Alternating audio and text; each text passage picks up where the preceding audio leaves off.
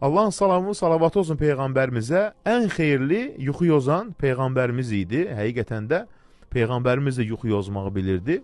Yuxular üç məqamdır. Doğru yuxu, sadiq yuxu, doğru röya deyilir. Bu vəhyin bir hissəsidir. Diqqətli olun.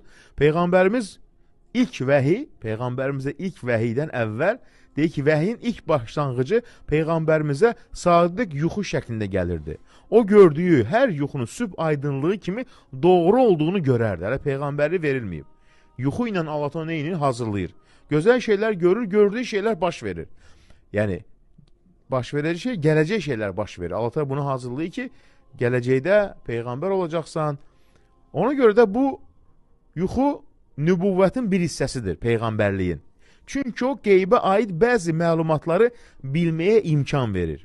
Ənəsdən gələn rivayətdə Peyğəmbərimiz buyurur ki, salih insanın gözəl yuxusu Peyğəmbərliyin 46'da hissəsindən biridir.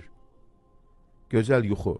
Şəriət kahinlərə, falçılara və münəccimlərə müraciət etməyi, onlardan soruşmağı və onlara inanmağı qadağan etmişdir. Gələcəkdə nə baş verəcəyini öyrənmək üçün bizə yalnız bir yol icazə vermişdi ki, bu da Allahın bizə qanunlaşdırdığı yoldur. Yəni, yuxu ilə Allah Teala gələcəkdə gözəl bir hadisəni insana bildirər.